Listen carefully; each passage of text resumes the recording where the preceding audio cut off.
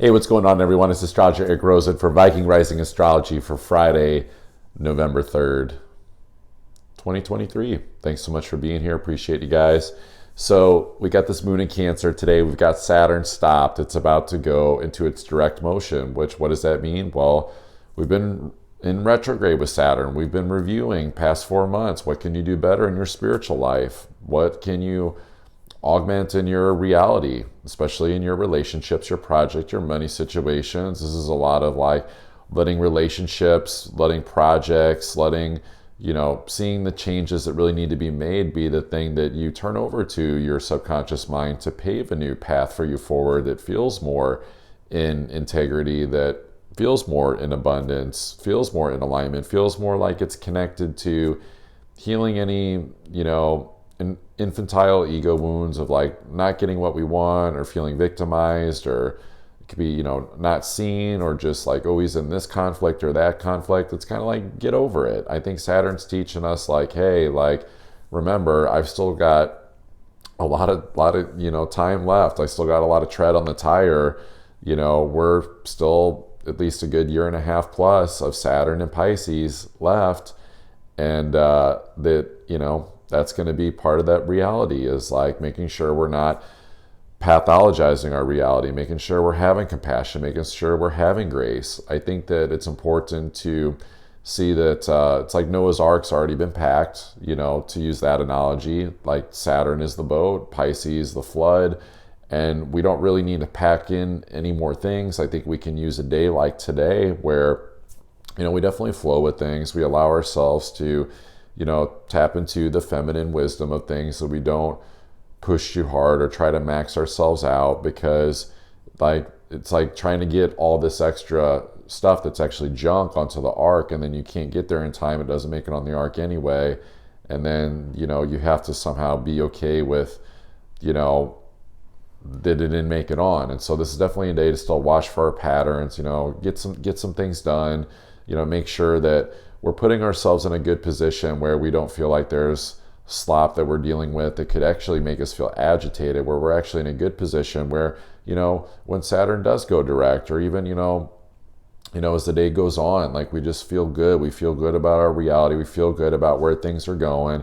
This is definitely a day to tap into that intuition, follow the wisdom of, feeling into what's in integrity. This is about nipping things in the bud too. It's like the moment you find yourself going into a space and you think it's in alignment, or it's okay, or it's like, oh, this is a pattern, this doesn't feel right, but I'm going to do it anyway, and let the ego take over. It's like, nope, it's time to stop fucking doing that. It's definitely time to get on top of things in a spiritual way, that, to see that we don't have to take on so much damn responsibility for what to fix in our reality, that it's more so just like allowing and surrendering. Spirit's there to show us, what we need to do. And because we are such powerful manifestors through our vibration, of course Spirit can be trusted to naturally lead us to that. So I think a lot of the transformational element is that surrender spiritually, to let the dead weight go, to let the heaviness go, to let this next months be some of the best energy of your personal life, as the collective is going through this weird splitting energy, and matrix energy is breaking down. It's widening the gap for more light workers to emerge and come forward and serve in their gifts and help others, because people are ready for it. There's an immense creative, expansive energy that is there, right? And the media will put out illusions and stuff like that, saying that you can't walk through that. And it's like, it's not even worth talking about. It's like, stay connected in your personal reality. Remember, Uranus in Taurus, with also Jupiter there, blows up this bigger picture, that it really doesn't matter what other people's value systems or expressions are if they don't resonate and don't actually fit into the vision of your life. Do not waste your energy anymore, especially with debates, getting into conflict and arguments. Create your sacred boundaries, and see that maybe if conflict is showing up, this is a little bit more of an element to double down on the passion, to infuse, really almost like religiously, like a devotion, into what you're creating in your personal life.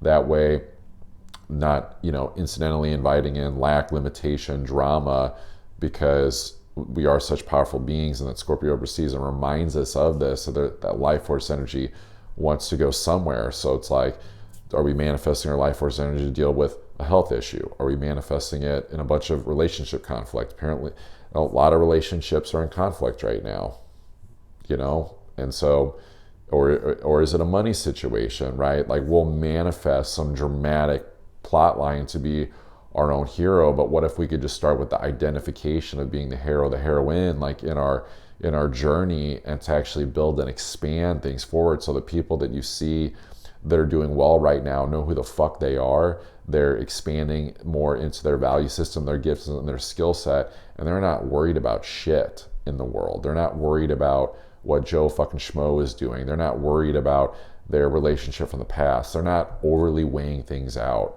You cannot manifest if you do not make a firm decision, right? And so that's part of the journey for some, is like that deeper Aries commitment with that North Node Chiron there, of seeing those patterns, you know, of committing, and that augmentation of that reality is to let the Venetian feminine energy in our relationships and feel good energy show us how to come gently around the curve, rather than using guilt or shame, or, you know, this heavy David Goggins type mental coaching militant approach to create change. You can do it that way, but it's a lot of wasted energy.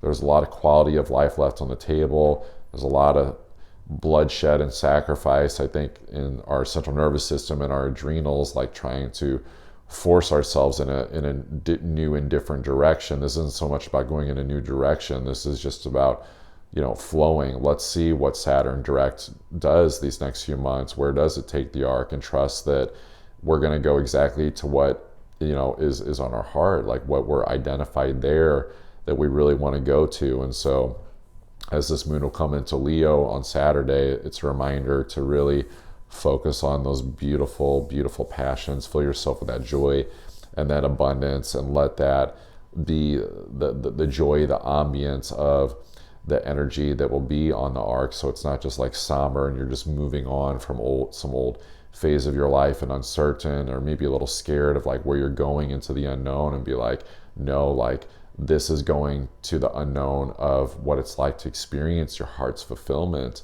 and that infusing it with that joy, that energy, maybe some music, maybe some dance. You know, Leo's, you know, very, you know, that creative, expressive, you know, magnetic bravado energy, but like of moving the body, the ecstatic energy of Pisces. And so with Saturn there, it's like, you know, craft, you know, maybe a block of time for dancing for 5 minutes. Like, we're all purging collective energy too. Like, we cannot escape this. If you've watched this video this far, if you resonate with, you know, the term light worker, it's like, you know, we're purging energies for the collective. War energy, there's relationship conflict, there's economic conflict. So we've got to move that stuff out of the body. And that's also going to help with not falling into our patterns of wanting to go into comfort or victimization, or just whatever the things are that take us out of a positive, more godly type of divine expression and vibration of our energy. Because, you know, we start taking responsibility personally for something that's actually collective, when we can actually use that warrior, that warrioress energy to fucking slay those demons that, you know, are really just wanting to be sent back home, transmuted back to the light. So it's not about making wrong, judging, pathologizing how anything feels over these next, you know, today, these next few days, and to just remember to love it. It's the courage to love it. That Moon in Leo is going to remind us, courage to love. Double down on it. If you guys want to get an astrology reading, as always, you can pop into that link in that bio. I've got some more slots that are starting to fill up. There's some really cool, amazing human beings that